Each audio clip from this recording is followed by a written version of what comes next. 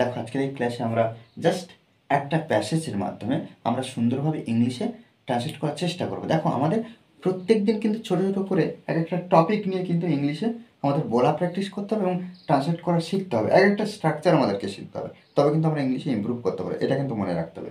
মনে রাখতে হবে যে প্র্যাকটিসের বিকল্প কিছু নেই। There is no substitute than practice. প্র্যাকটিসের বিকল্প কিছু নেই বা কিছু হতে পারে না। দেখ, রাখাল বালকেরা রাজা সাজার খেলা খেলতো। কিসের খেলা খেলতো? রাজা সাজার খেলা খেলতো শহরের বাইরে একটি বিশাল বড় গাছের তলায়। দেখো পাট পাট করে আমরা ভেঙে নেব। রাখাল বালকেরা তাদের গরুগুলিকে মাঠে ঘাস খাওয়ার জন্য ছেড়ে দিত।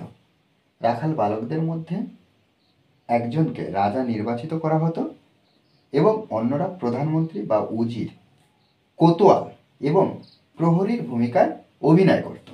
দেখো এখানে একটা সাধারণ বাক্য ট্রান্সলেট করব। একটা সাধারণভাবে আমরা কিভাবে ট্রান্সলেট করি? সাবজেক্ট, তারপরে ভার্ব, তারপরে অবজেক্ট, এইভাবে কিন্তু আমরা প্রত্যেকটা বাক্য বেশিরভাগ ট্রান্সলেট করি। তারপর ঠিক তেমনিভাবে এখানে আমাদের প্রত্যেকটা পজিশন আমাদের বুঝতে হবে এবং এই বড় বাক্যগুলোকে আমাদের সুন্দরভাবে ছোটো ছোটো করে ভাগ করে করে নিতে হবে। দেখো কীভাবে। ফার্স্ট টাইম কি? রাখাল বালকেরা রাজা সাজার খেলা খেলত। মানে যদি এই পর্যন্ত একটা ভাগ করে নিই কেমন হবে? কারা খেলতো? এখানে দেখো। আর বাংলা একটা বাক্য আমরা যদি ভাগ করে নিই, অর্থাৎ এক একটা পার্টে করে নিই, তাহলে কি হবে না, দেখো শেষে কি আছে? বাংলা ক্রিয়া আছে।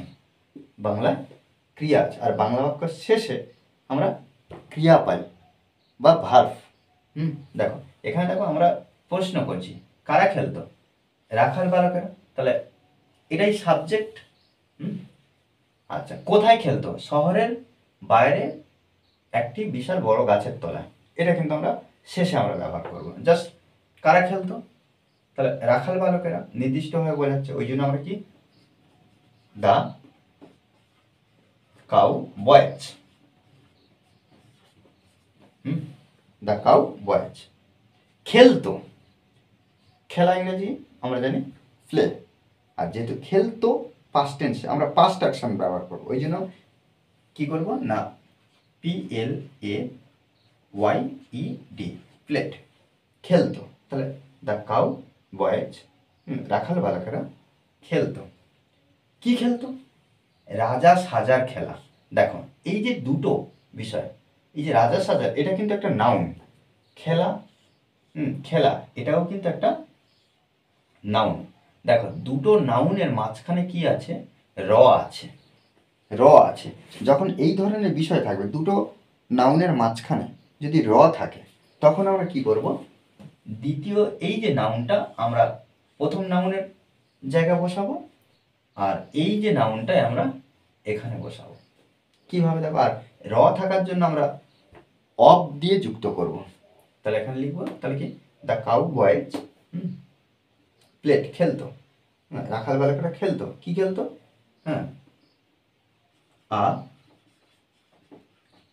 Game of royalty.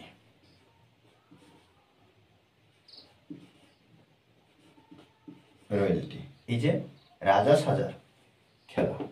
রাজা সাজার, সাজার র, এখানে র দেখো, এই রর জন্য আমরা অফ ব্যবহার করলাম। কি খেলতো? রাজা সাজার খেলা। হয়ে গেল। দেখো এই পর্যন্ত আমরা পুরোটা কমপ্লিট করলাম। কোথায় খেলতো? এবার প্রত্যেকবার আমরা কি করব? ভার্বকে প্রশ্ন করব। কোথায় খেলতো?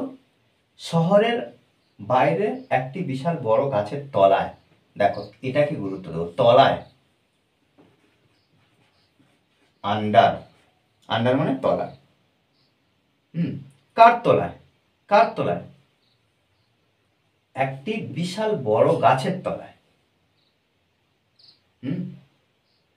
একটি বিশাল বড় গাছের তলায়। তাহলে এখানে লিখবো একটি a large, a large tree. তাহলে দেখো আ লার্জ মানে কি? বিশাল বিশাল বড়, তাহলে আ লার্জ একটি বিশাল বড় কি ট্রি, ট্রি। শহরের বাইরে, শহরের বাইরে, তো শহরের বাইরে আউটসাইড দ্য টাউন। ওকে, তাহলে শহরের বাইরে, আউটসাইড দ্য টাউন, শহরের বাইরে। ওকে, তারপর দেখো রাখাল বালকেরা তাদের গরুগুলোকে মাঠে ঘাস খাওয়ার জন্য ছেড়ে দিত। তাহলে এখানে দেখো সাবজেক্ট, এই যে ছেড়ে দিত, দেখো এখানে এই যে ক্রিয়াটা পেলাম। কে ছেড়ে দিত, কে ছেড়ে দিত? রাখাল বালকেরা। তাহলে এখানে আমরা দা কাউ বয়েজ লিখব। দা কাউ বয়েজ, ছেড়ে দিত কে না? রাখাল বালকেরা। এবারে দেখো, এবার আমরা লিখব রাখাল বালকেরা এই যে তাদের গরুগুলিকে, এটা লিখব রাখাল বালকেরা তাদের গরুগুলিকে ছেড়ে দিত। এই যে তাদের গরুগুলিকে, গরুগুলিকে অর্থাৎ কি গরুর দলকে, গরুর দলকে বা গরুর পালকে, গরুর দলকে বা গরুর পালকে। তাহলে এখানে আমরা লিখব সেট দেয়ার, দেয়ার কাউচ, সেট দেয়ার কাউচ, গরুর দলকে বা গরুগুলিকে, কাদের? তাদের, এই যে দেখো তাদের। এবারে দেখো আমরা কি করব, ছেড়ে দিত, ফ্রি, ফ্রি মানে ছেড়ে দেওয়া বা মুক্ত করা, এরকম একটা বিষয়। কিসের জন্য? মাঠে ঘাস খাওয়ার জন্য। For, for grazing, grazing,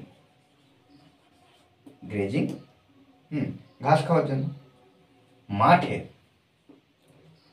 on the meadow,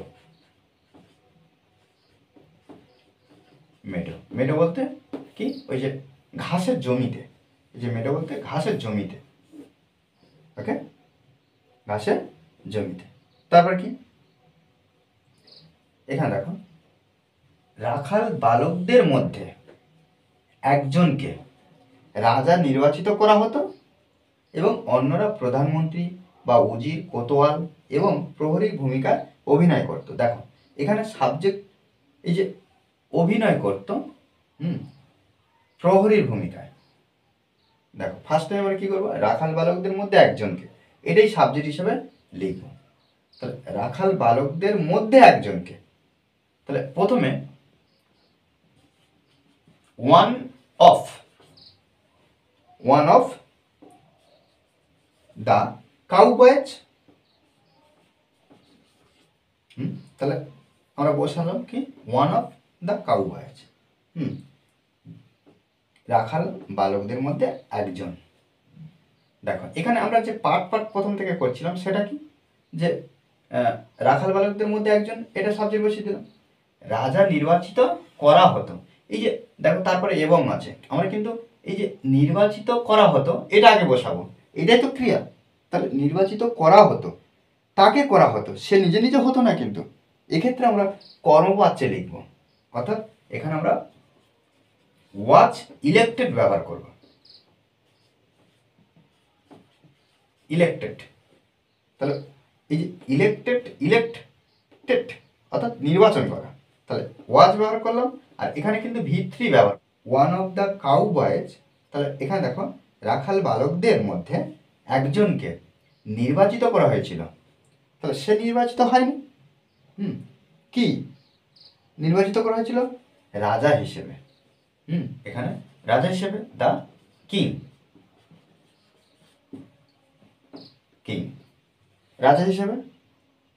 এবার দেখো তারপরে কি, এবং অ্যান্ড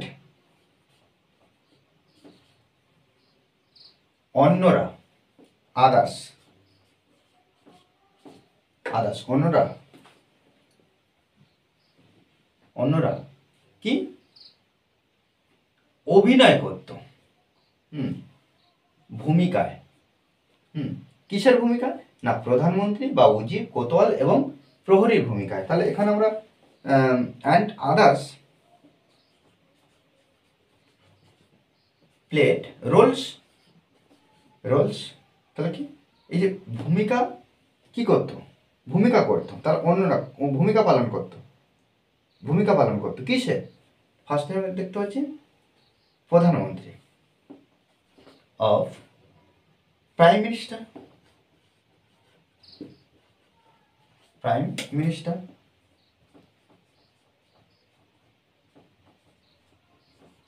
অফ উজির।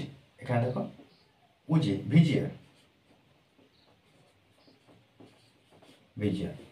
উজির কমা দেবো কোতোয়াল অ্যান্ড কনস্টেবলস। প্রহরী ইংরেজি কি কনস্টেবলস। ওকে, দেখো এইভাবে কিন্তু আমাদের অনবরত প্র্যাকটিস করতে হবে। আর এই ক্লাস যদি ভালো লাগে অবশ্যই লাইক কমেন্ট শেয়ার। আর যারা এখনো পর্যন্ত এই চ্যানেলটি সাবস্ক্রাইব করেনি তারা অবশ্যই চ্যানেলটি সাবস্ক্রাইব করে পাশে থাকবেন। Okay, thanks for watching this video.